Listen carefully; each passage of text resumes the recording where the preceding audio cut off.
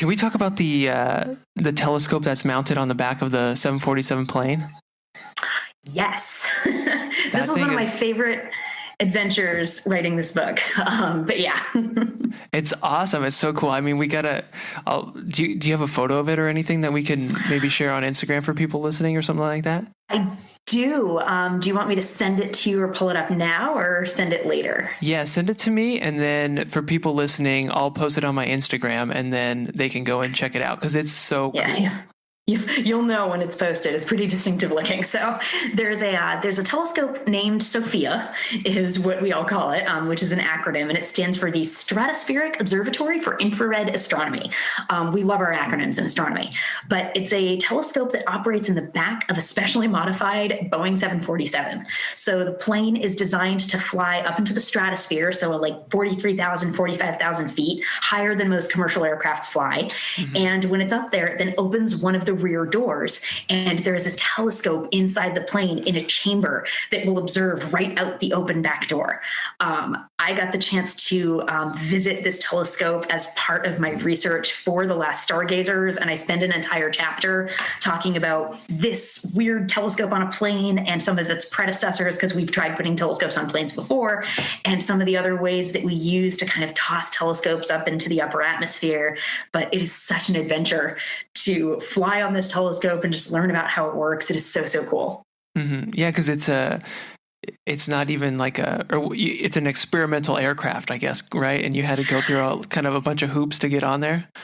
I had to go through like a special safety training, and it's one of those safety trainings where they're very much like, we've never had an accident, please stay calm, but here's what you do if the plane is on fire. And you're like, right. Okay.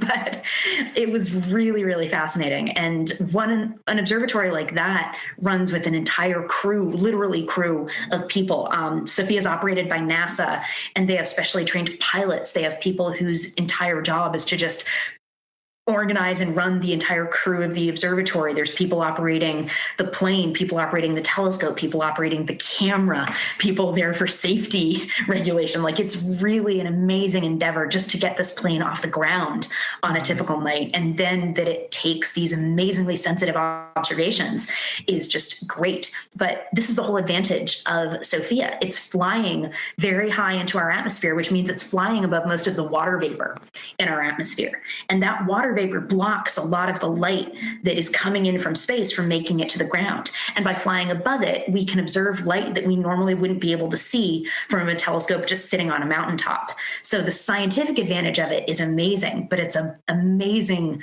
project to actually get the telescope to where it needs to be. And it was so fascinating to have a front row seat to it. Right. So just to kind of dive into that a bit deeper. So the reason it's important is so you can get above water vapor, you said? Yep. And so does that water vapor prevent like certain wavelengths of light to coming down? Yeah, so the SOFIA specifically observes infrared light. So this is light that's a little too red for us to see with our eyes, and light that would normally bounce right off of the water vapor molecules. Okay. So the type of light that SOFIA studies is light that you really wouldn't get to observe in any real way from the ground, because all the water vapor in our atmosphere is blocking it from making it to us. But SOFIA kind of goes to the light and gets above the water vapor so that it can actually observe at wavelengths that we would normally never have access to.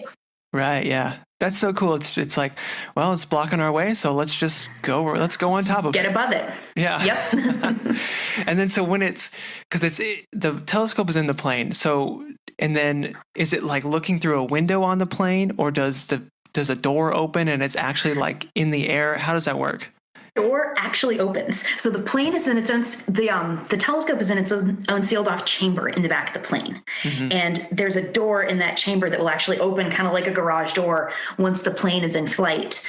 And then the telescope is sitting inside the plane, but once the door is open, it's open and available to observe.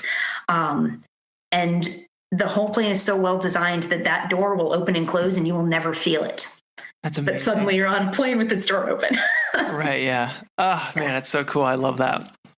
With the 747, you would think that the turbulence from a plane, like just flying, would mess up the data, does it? That's a great question. So the telescope is actually mounted on the world's largest ball bearing. If anybody needs a fun fact for parties, you now know where the world's largest ball bearing is. So the telescope is mounted on this thing. I think it's like almost 1.5 meters in diameter or something like that. And it floats on it. So the telescope stays perfectly steady, even if the plane bumps and jiggles a little bit around it. And you can hit turbulence that's so strong that it starts to threaten the image quality, but it would have to get pretty bad. It's actually really amazing how SOFIA is able to observe even through the little bumps and shakes that we're used to, as anybody who's ever ridden on a plane has noticed. But yeah, that's enough to keep the image perfectly steady and clear. Hey, thanks for watching this video. This is my dog, Murphy, and these are dog treats. Now I'll give Murphy one of these dog treats, and all you have to do is press the like button. Just press that little like button right down there at the bottom of this video, and this sweet, adorable, cute little puppy gets a treat. All thanks to you. Alright, you did it?